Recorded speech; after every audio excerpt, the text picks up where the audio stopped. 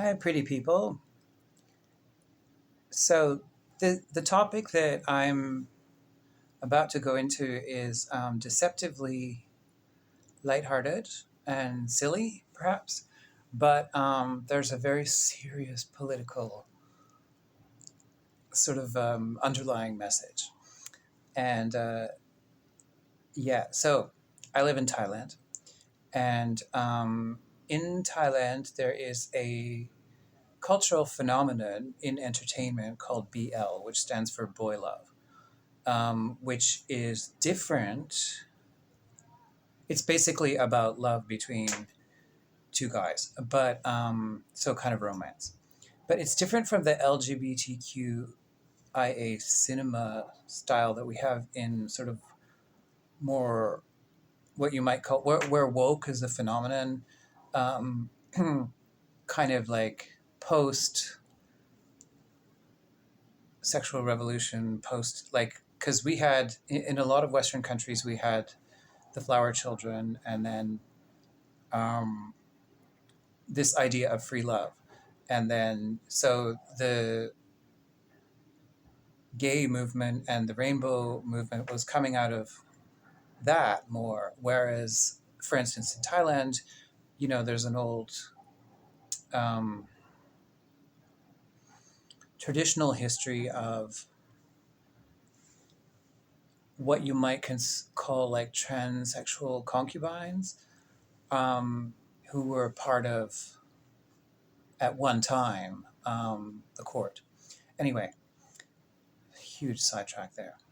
What I'm here to talk about is BL. Now, as I understand it, BL, um, the BL kind of short form, it sounds a lot like some other organizations, which it should not be confused with, um, which are controversial, understandably so. But no, it is basically just a gay story, but the sort of message of the stories is not a political one. So it tends not to be so much about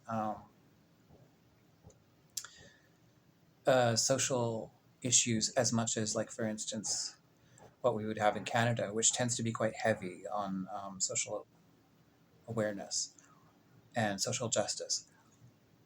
And certainly American also. But what you have here is, I believe it started in Japan with anime. Now, what's interesting is that Japan is one of the few Asian countries that does not produce a lot of BL series. The main four, I think, are Thailand, China, even though it's banned. Actually, it was just like last year, I think they banned BL, but they're kind of still making it in this kind of crypto BL way. Um, and they possibly make the best ones. Vietnam, and I guess you could say the Philippines is number four. Um, Korea only does it a bit. Like they're much more focused on. It's a similar style of romance, but Korea is much just focused on hetero romance. But they often have these sort of homoerotic jokes interwoven in plots because they are aware. They sort of queerbait a little bit because they are aware that Korean K drama stars are widely watched by the gay community. Anyway, so the reason that now, okay, so two interesting things have happened. One is that this phenomenon has spread to India, especially since 377, which was the law that criminalized homosexuality in India, was repealed in 2017, I believe. 2018, I think it was. Um, that was repealed. So now I have started seeing BL in India. Um, and amazingly, they have started making BL in Nigeria, which is a very heartening thing. I had this sort of like theory, which might be a complete crackpot theory, but the theory was that cultures which make a lot of fantasy series that have magic and well, just that really magic, kind of fairy tale, and a wide audience for that, they tend to expand their um, ideas about how life should be lived.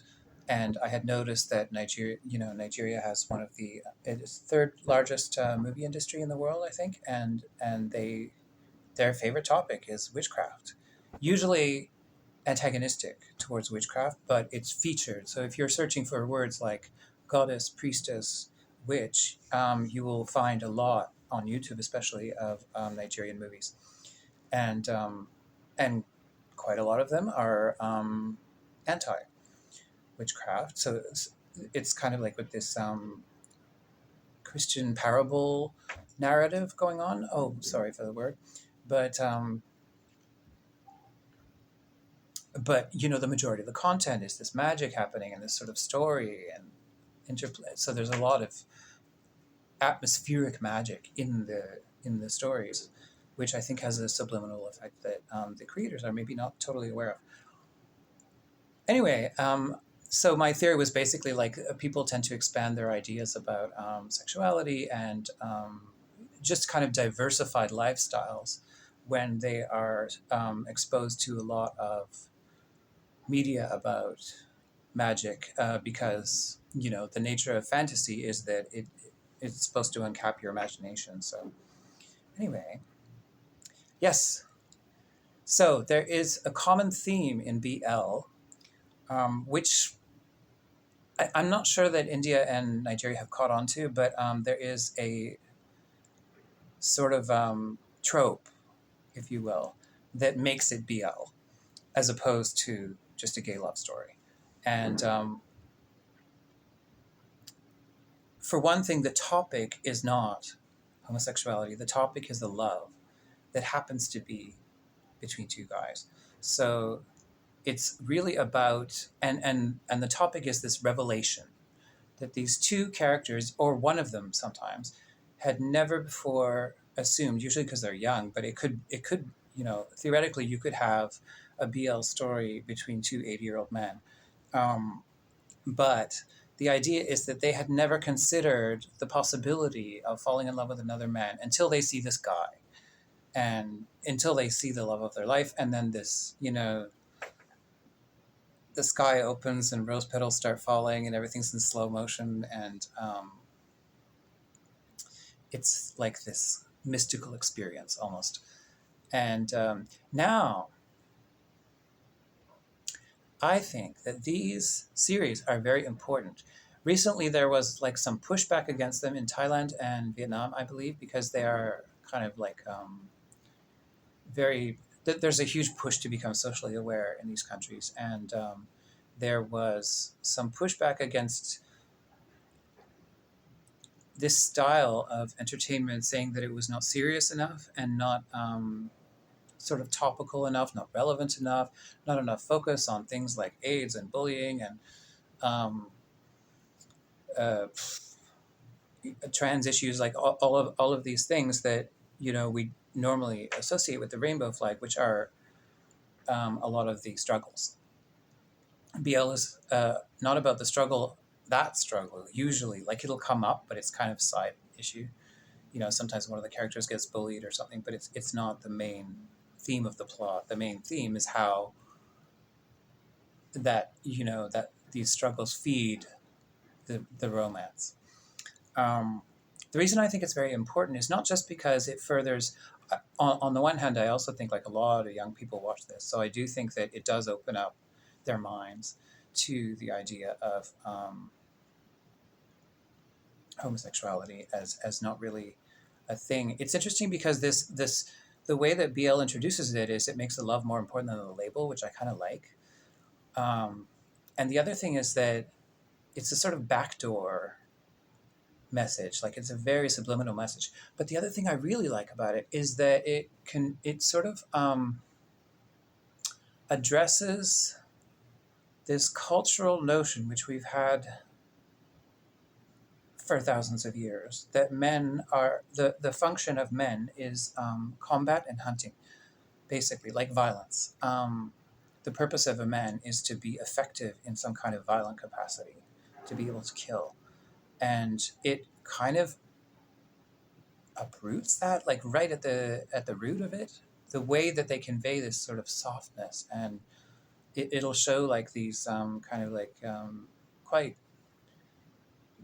I don't know, burly or like jock like characters being very, very soft, and in a way that's very appealing and very engaging. And whether it's real or not, it, to me, is not so relevant, because it's kind of implanting this dream, which is very seductive and very, I actually think, quite positive. So so I kind of think it's something that transcends even the idea of homosexuality as a political movement. It's more about the prioritization of love as a principle, and also the idea that men, because I mean we've relegated like women to the symbol of love and men as the symbol of violence.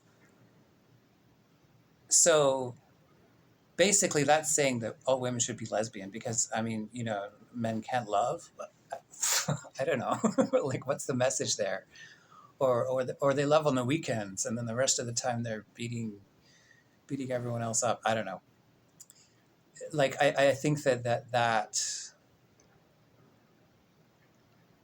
matrix, that sort of mental thought, has to change. I guess it's called a paradigm. I have used the word paradigm a number of times, and I'm not precisely sure what it means. But when they talk about a new paradigm, I'm assuming it's kind of like a new system. Anyway, um, yeah. So I actually think these theories are very important. Um, so the theme is that this revelation, and it happens in different ways according to country. In Thailand, the two characters are so shy that usually an accident brings them together, or their friends push them together because the friends secretly know.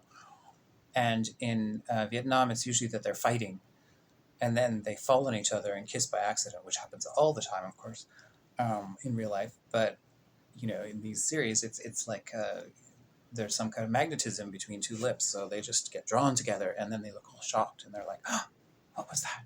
I felt a spark."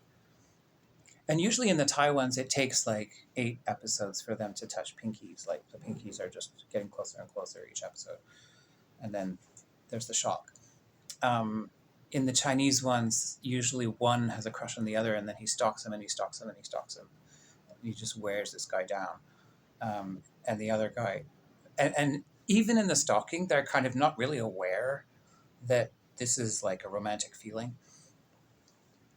And the Filipino ones, of course, usually have some kind of economic problem that throws them together, and then it's very dramatic and usually like tragic.